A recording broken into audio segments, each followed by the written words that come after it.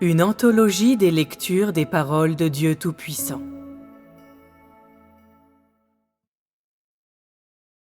La vision de l'œuvre de Dieu. 1.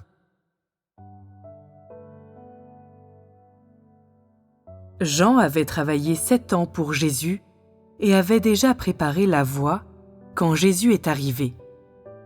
Avant cela, l'évangile du royaume des cieux, prêché par Jean, avait été entendu dans tout le pays, de sorte qu'il s'était répandu en Judée, et tous les gens considéraient Jean comme un prophète.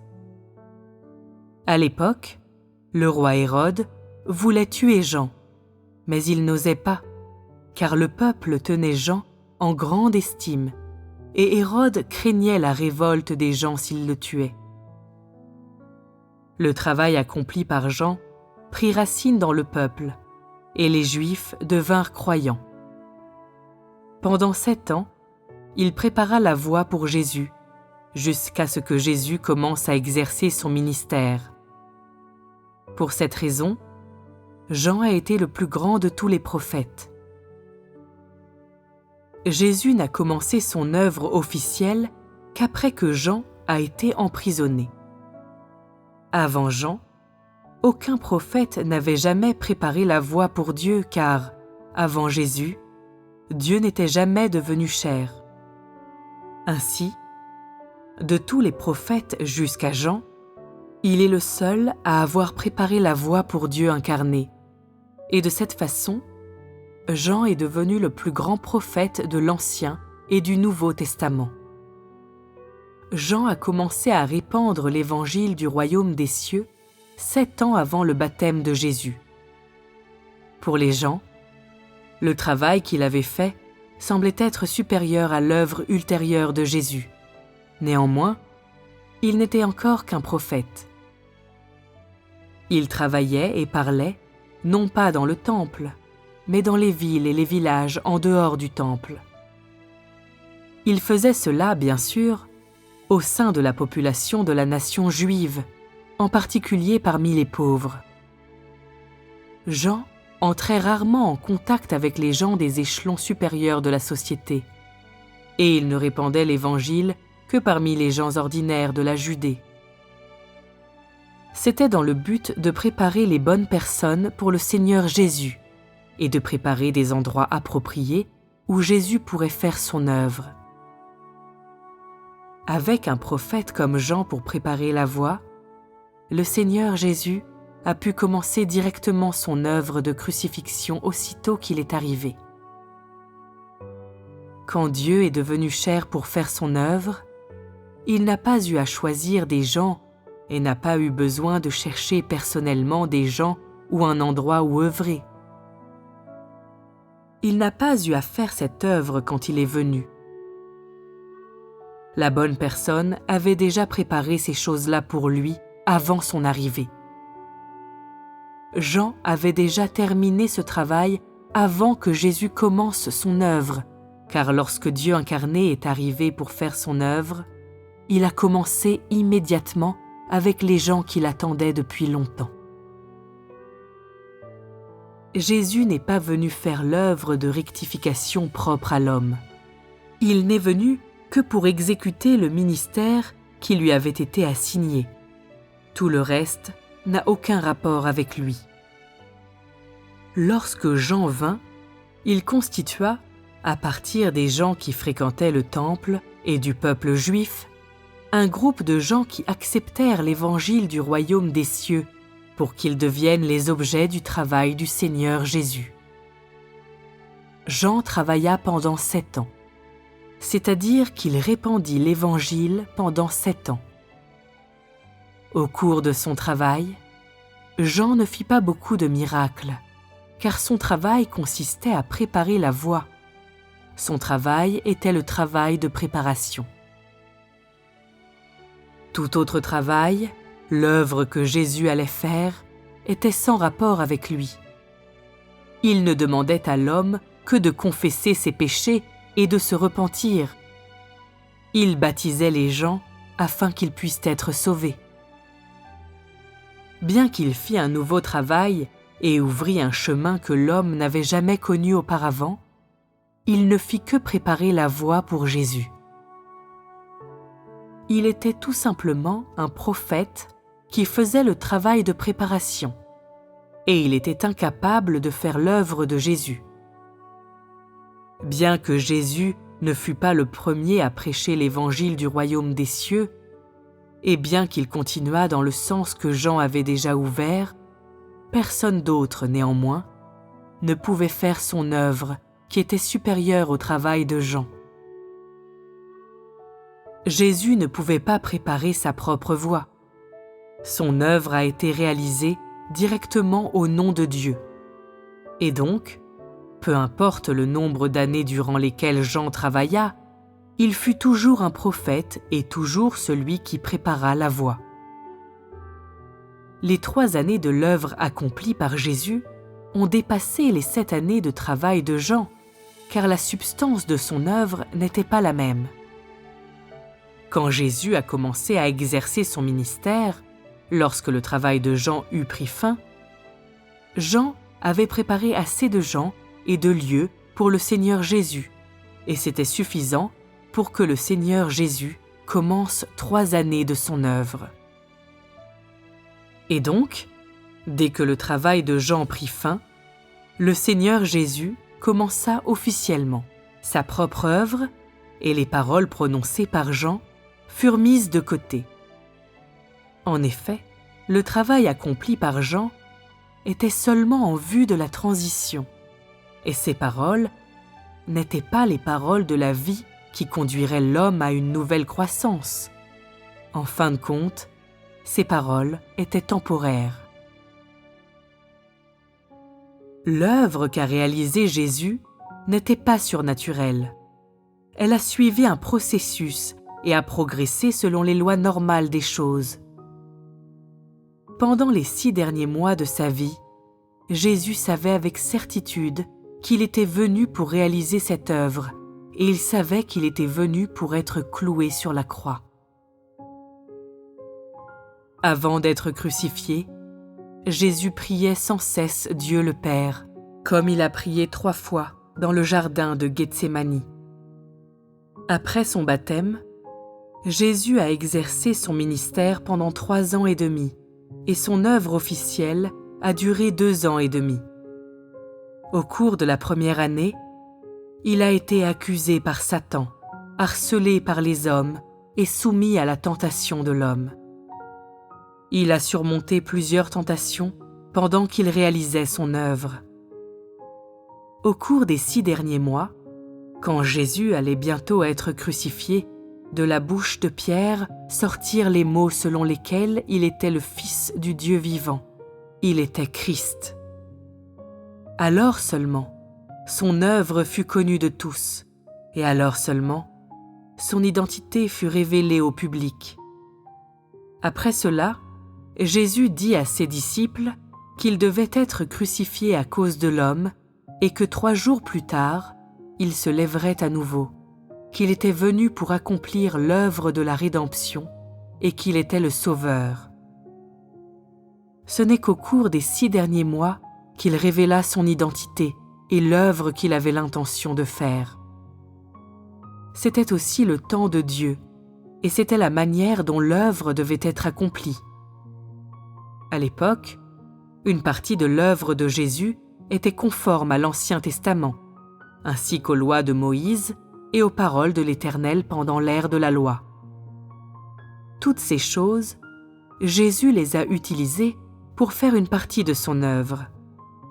Il a prêché aux gens et leur a enseigné dans les synagogues. Il a utilisé les prédictions des prophètes de l'Ancien Testament pour réprimander les pharisiens qui lui étaient hostiles. Et il a utilisé les paroles des Écritures pour exposer leur désobéissance et donc les condamner. Car il méprisait ce que Jésus avait fait. En particulier, une grande partie de l'œuvre de Jésus n'était pas faite en accord avec les lois des Écritures et, en outre, ce qu'il enseignait était supérieur à leurs propres paroles et même supérieur à ce qui avait été annoncé par les prophètes dans les Écritures. L'œuvre de Jésus a seulement eu pour finalité la rédemption de l'homme et la crucifixion, et ainsi, il n'a pas eu besoin de dire davantage de paroles pour conquérir l'homme. Une grande partie de ce qu'il a enseigné à l'homme venait des paroles des Écritures, et même si son œuvre n'a pas dépassé les Écritures, il a quand même pu accomplir l'œuvre de la crucifixion. Celle-ci n'était pas l'œuvre de la parole, ni une œuvre faite pour conquérir l'humanité, mais une œuvre visant à racheter l'humanité. Il servit simplement de sacrifice d'expiation pour l'humanité, et non pas de source de la parole pour l'humanité. Il n'a pas réalisé l'œuvre des païens, qui était l'œuvre de la conquête de l'homme, mais il a réalisé l'œuvre de la crucifixion, l'œuvre faite parmi ceux qui croyaient qu'il y avait un Dieu. Même si son œuvre a été réalisée sur le fondement des Écritures, et même s'il a utilisé ce que les anciens prophètes avaient dit pour condamner les pharisiens, cela a été suffisant pour achever l'œuvre de la crucifixion. Si l'œuvre d'aujourd'hui était encore réalisée sur le fondement des prédictions des anciens prophètes des Écritures, il serait alors impossible de vous conquérir, car l'Ancien Testament ne contient aucune trace de votre désobéissance et de vos péchés, vous le peuple chinois, et il n'existe aucune histoire de vos péchés.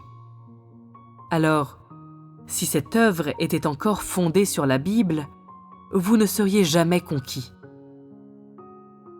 La Bible raconte seulement une histoire limitée des Israélites, une histoire incapable de déterminer si vous êtes bon ou mauvais et incapable de vous juger. Imaginez que je vous juge en me fondant sur l'histoire des Israélites. Est-ce que vous me suivriez toujours comme vous le faites aujourd'hui ? Savez-vous que vous êtes très difficile ? Si aucune parole n'était prononcée au cours de cette étape, il serait impossible de terminer l'œuvre de la conquête. Parce que je ne suis pas venu pour être cloué sur la croix, je dois dire des paroles qui sont distinctes de la Bible pour que vous puissiez être conquis. L'œuvre accomplie par Jésus était simplement supérieure d'un niveau à l'Ancien Testament. Elle a été utilisée pour commencer une ère et pour mener cette ère.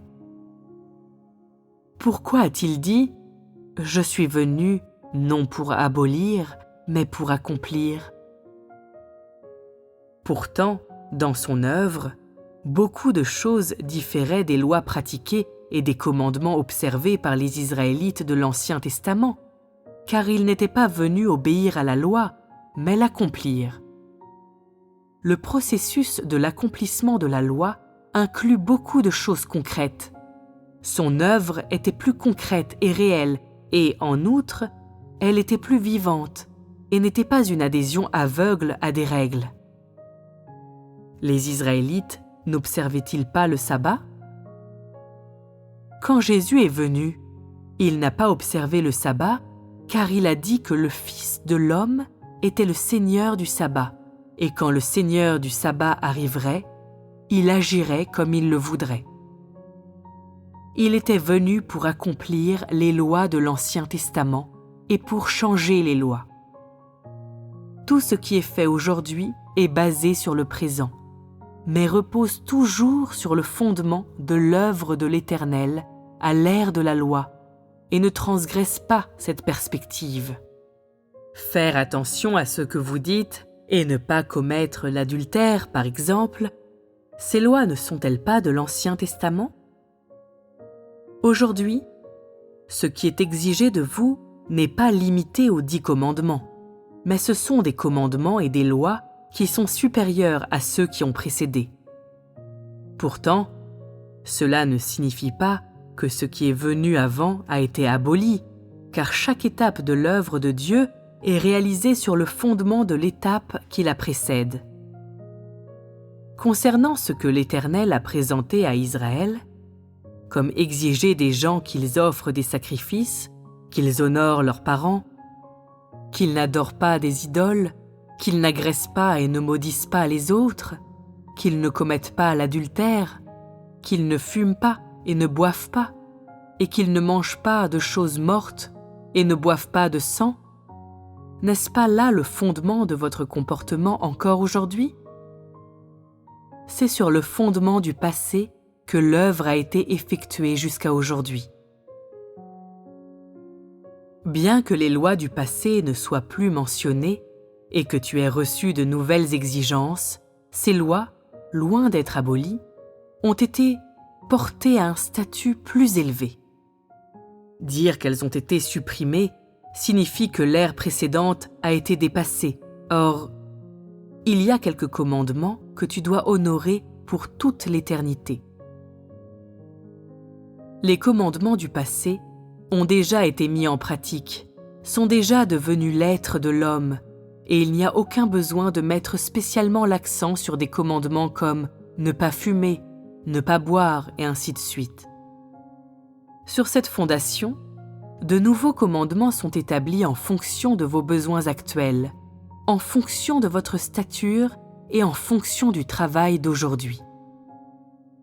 Décréter des commandements pour la nouvelle ère ne signifie pas abolir des commandements de l'ère ancienne, mais les élever en les fondant sur l'ère ancienne, pour rendre les actions de l'homme complètes et plus conformes à la réalité. Si, aujourd'hui, on exigeait que vous observiez les commandements et respectiez les lois de l'Ancien Testament de la même manière que les Israélites, et si on exigeait que vous mémorisiez les lois établies par l'Éternel, vous n'auriez aucune possibilité de changer. Si vous n'aviez qu'à respecter ces quelques commandements limités ou qu'à mémoriser un grand nombre de lois, votre vieille nature resterait profondément ancrée et il n'y aurait aucun moyen de la déraciner. Ainsi, vous deviendriez plus dépravé et aucun d'entre vous ne deviendrait obéissant. Cela revient à dire que quelques simples commandements ou un grand nombre de lois sont incapables de vous aider à connaître les actions de l'Éternel. Vous n'êtes pas comme les Israélites. En suivant les lois et en mémorisant les commandements, ils ont pu être témoins des actes de l'Éternel et lui consacrer, à lui seul, leur dévouement indéfectible. Mais vous êtes incapables d'atteindre cet objectif. Et quelques commandements de l'Ancien Testament non seulement n'ont pas le pouvoir de vous protéger ou de vous amener à donner votre cœur, mais vous rendront négligents et vous feront chuter dans l'Hadès. En effet, mon œuvre est l'œuvre de la conquête et elle vise votre désobéissance et votre vieille nature. Les aimables paroles de l'Éternel et de Jésus sont bien loin des paroles sévères de jugement aujourd'hui. Sans ces paroles sévères, il serait impossible de vous conquérir, expert que vous êtes, désobéissant depuis des milliers d'années. Les lois de l'Ancien Testament ont perdu leur pouvoir sur vous il y a longtemps, et le jugement d'aujourd'hui est beaucoup plus redoutable que les vieilles lois. Ce qui est le plus approprié pour vous, c'est le jugement, et non les restrictions insignifiantes des lois, car vous n'êtes pas l'humanité du commencement, mais une humanité qui a été corrompue pendant des milliers d'années. Ce que l'homme doit réaliser maintenant est en phase avec l'état réel de l'homme d'aujourd'hui, en fonction du calibre et de la stature réelle de l'homme d'aujourd'hui, et il n'est pas requis que tu suives des règles. Il en est ainsi afin que des changements puissent être réalisés dans ta vieille nature et afin que tu puisses mettre tes notions de côté. Crois-tu que les commandements soient des règles? On peut dire qu'ils sont des exigences normales faites à l'homme. Ils ne sont pas des règles que tu dois observer. Prenons l'interdiction de fumer, par exemple. Est-ce une règle? Ce n'est pas une règle. C'est une exigence de l'humanité normale. Ce n'est pas une règle, mais quelque chose stipulé pour toute l'humanité. Aujourd'hui, la douzaine ou plus de commandements qui ont été énoncés ne sont également pas des règles. Ils sont ce qui est exigé de l'humanité normale. Les gens ne possédaient pas ni ne connaissaient de telles choses dans le passé, et donc ils sont tenus de les acquérir aujourd'hui, et de telles choses ne comptent pas pour des règles. Les lois ne sont pas la même chose que les règles. Les règles dont je parle font référence à des cérémonies, des formalités ou des pratiques erronées et déviantes de l'homme. Ce sont les règles et les règlements qui ne sont d'aucun secours et d'aucun avantage à l'homme. Ils constituent un plan d'action qui n'a aucune signification. Cela est la quintessence des règles, et de telles règles doivent être rejetées, car elles ne présentent aucun avantage à l'homme. C'est ce qui est bénéfique à l'homme qui doit être mis en pratique.